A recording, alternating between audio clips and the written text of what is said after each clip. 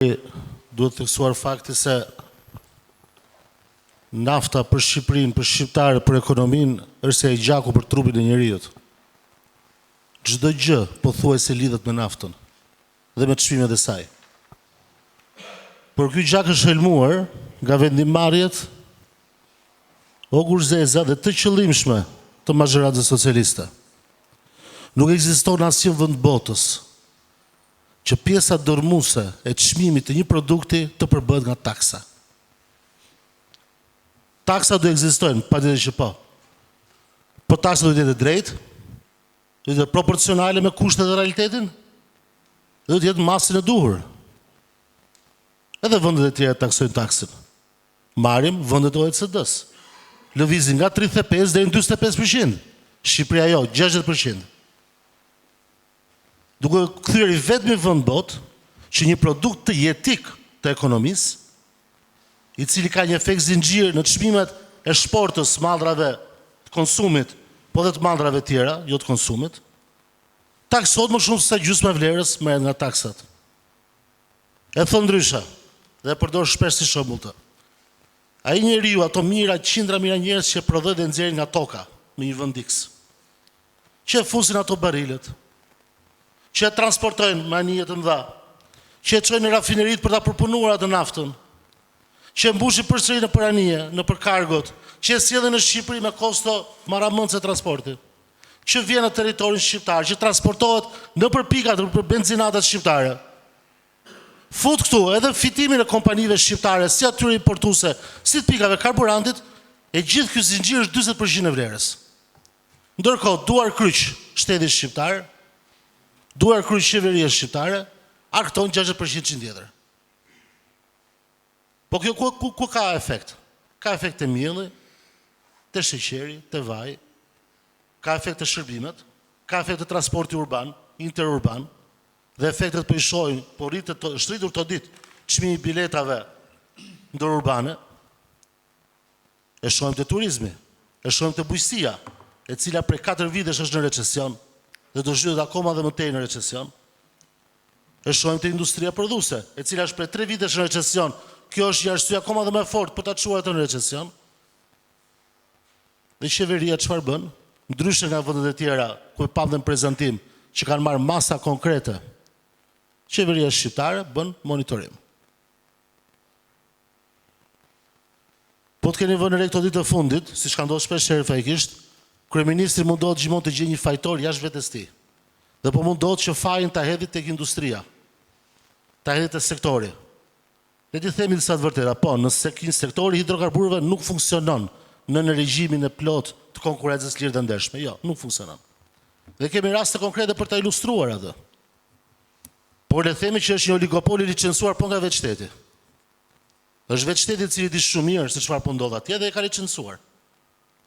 Për arsyet e veta për të mbushur arkën e shtetit, ku vetë vitin e kaluar, në arkën e shtetit kanë ardhur 1.1 miliard euro të ardhura vetëm nga taksimi mbi karburantin.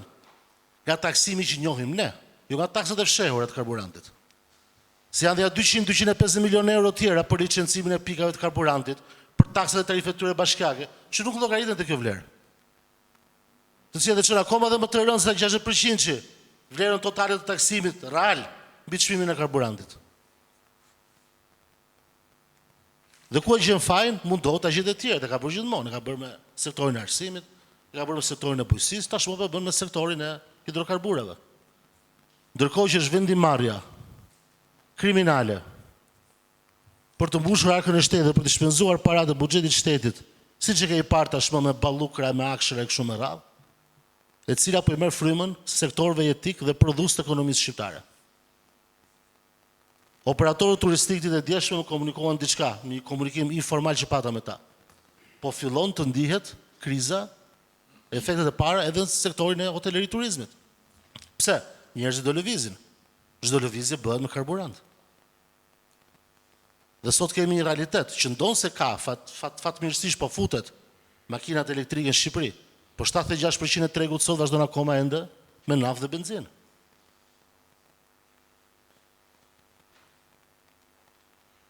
Qeveria ka shpallur bordin e transparencës. Dhe si justifikoj, jemi thënë ko krize. Pa apo sillet qeveria shqiptare, si ko krize me buxhetin e saj? Pas janë dy instrumenta, afat shkurtër dhe afat gjatë, të cilat qeveria shqiptare duhet i marri që sot që dje në konsiderat, po që fatkeqësisht ende vazhdon monitorimin. Nëse ne do i nisim eksperiencës kaluar si të Covidit, ashtu edhe të fillimit luftës të Ukrainës të vitit 2022, po, qeveria shqiptare mori paketën mbështetëse, por ishi 4 herë më të ulta se vendet e rajonit. Dhe u morën me disa muaj vonesë. Dhe impakti i tyre në ekonomi praktikisht ishte i pandjeshëm. Qytetarët shqiptar, konsumatorët shqiptar, biznesi shqiptar ishte praktikisht i braktisur totalisht. Deja vu e njëjta situatë po shohim edhe ne sot. Nuk ka ndryshuar diskurs, absolutisht jo fatkeqësisht. Donse eksperjenca ka treguar që vendimarrjet që po kjo qeveri ndërmori të kaluarën ishin 4 herë më të ulta në masë dhe 8 të vonuara në kohë. Duke mos dhënë efektin e pritshëm absolutisht fare. E thon shifrat zyrtare të vet, raportit të Fondit Monetar Ndërkombëtar. Nëse si jemi në gjendje lufte ekonomike, betejë ekonomike, buxheti i shtetit do të ishte instrumenti i parë që futen në lojë, sepse është instrumenti më i hershëm në dorën e qeverisë. Bën akt normativ për monopatin atë në Tiranë. Vazhdojnë ende të paguajnë incineratorë që nuk ekzistojnë. Por t'japin një subvencionim bujqësisë, e cila është në recesion prej 4 vitesh, dhe sot fermieri nuk ka para të paguajë çmimin e rritur prej 500 lekësh për naftën, për të ngrohur serat e veta, për ata masa nuk ka. Për ata masa nuk ka. Të gjithë neve familjarë jemi, bëjmë shpenzime dhe për familjet tona. Dyqanet që ne kemi qenë të ditur i kam pyetur ka stile për ta deklaruar edhe në të tryezë. Të gjitha raportojnë rritje 10 deri 25% të çmimeve të produkteve bazë, duke filluar që nga fruta perimet, që nga zarzavatet. Po si mund një pensionist me 180 euro pension të përballojë një shtrëngtim akoma dhe më tej të jetesës dhe rritjes së çmimeve? Si mund e familja me ndihmë ekonomike me 670.000 lekë të vjetra në muaj t'ia dali? Është zhytur në krizë, zhytur akoma dhe më tepër. Dhe masat ku janë, asgjë kundi. Ndaj, propozimet e Partisë Demokratike janë qarta dhe thjeshta, por mbi të gjitha janë të bëshme. Nuk propozojmë mrekullira, jo.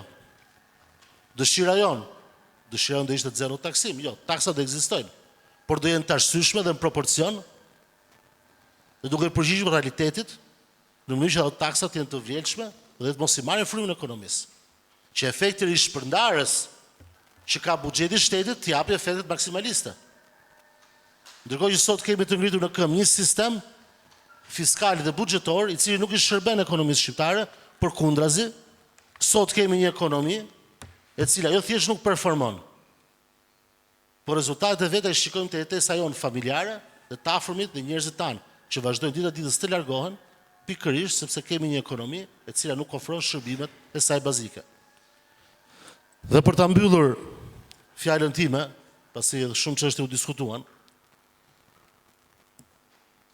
ajo që po ndodh me ekonominë shqiptare, por sidomos edhe me çmimin e karburantit, nëse lufta vazhdon, gjërat mund të shkojnë edhe në përkeqësim.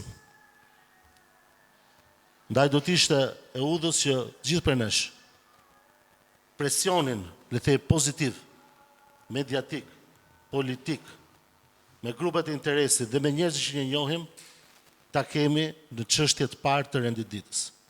Të jemi të braktisur, siç na ndodhi me fatkeqësisht që me tërmetin, i cili ende vazhdon sot rindërtimi e frikshme.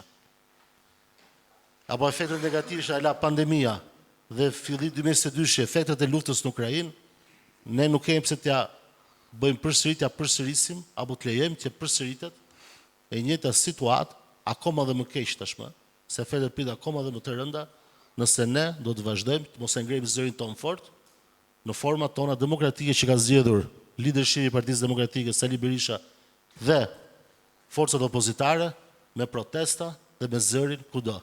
Ndryshe, konstatimet do vazhdojnë thjesht të përkeqësohen dhe jetesa e shqiptarit do vazhdojnë të akoma të zhytet më tepër në mjerim, ku shifra e Eurostatit falni e thotë shumë qartë. Janë të paktën 42% e familjeve në varfëri dhe rrezik varfërie. kjo situatë që është lënë të degradoj, që po vazhdo të degradoj, thjesht do ta përkeqësoj këtë shifër alarmante për ekonominë tonë. Faleminderit.